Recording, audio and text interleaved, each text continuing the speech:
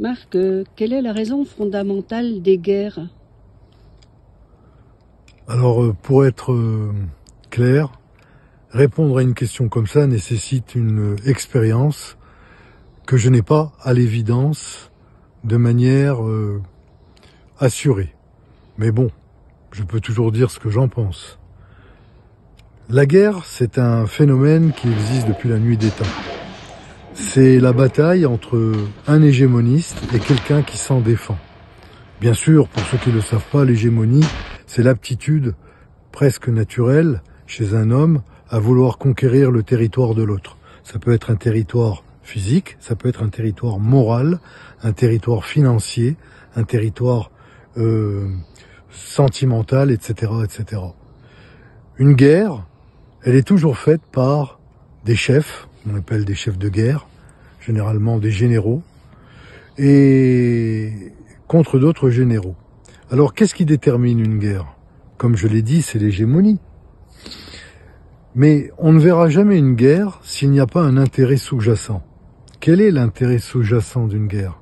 Eh bien, faire marcher les armes, faire marcher les marchands d'armes, permettre aux marchands d'armes d'exploiter leurs affaires, avec tout ce que ça peut impliquer d'ignoble et de pas naturel, sous le couvert, bien entendu, d'une autodéfense qui n'existe pas.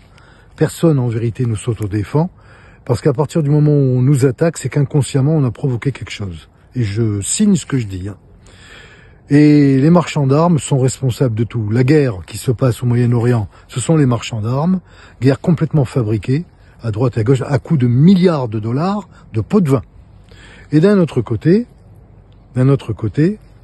une guerre ne peut se terminer que dans la mesure où la personne qui est attaquée, non seulement ne se défend plus, elle ne donne plus libre cours à la chose, mais elle sera envahie par l'autre à cause de l'hégémonie, ou alors, et là c'est la chose la plus difficile à concevoir et à réaliser, qu'elle abdique. Elle abdique sur ses propres autodéterminations qu'elle ne connaît même pas elle-même. Parce qu'en vérité, un être humain ne sait même pas pourquoi il vit. Alors quand il veut donner la mort à un autre, il sait même pas pourquoi. C'est tout simplement sa nature profondément stupide qui agit. Merci. À l'heure actuelle, toutes les guerres sont fabriquées. Elles sont toutes préméditées. Toutes les guerres dans le monde, en ce moment, ont une origine totalement préméditée, préfabriquée, et qui n'a strictement rien à voir avec ce que l'influence des télévisions mainstream implique sur le peuple, les peuples en général. Donc, je peux vous garantir que toute forme de guerre, il y en a plusieurs en ce moment, dans toutes les localités du monde, ne sont que des arrangements entre gens qui ne se mouillent absolument pas et qui mettent au péril de l'intégrité de l'humanité la vie des gens en jeu. Et ça, c'est ignoble. On enlève les armes, ça n'existera plus. Point final. Merci. Toutes les guerres qui se produisent en ce moment, et toutes les guerres qui se sont produites depuis longtemps, sont le fruit de la même raison. Une raison, c'est ce qui mène de la cause à l'effet ou de l'effet à la cause.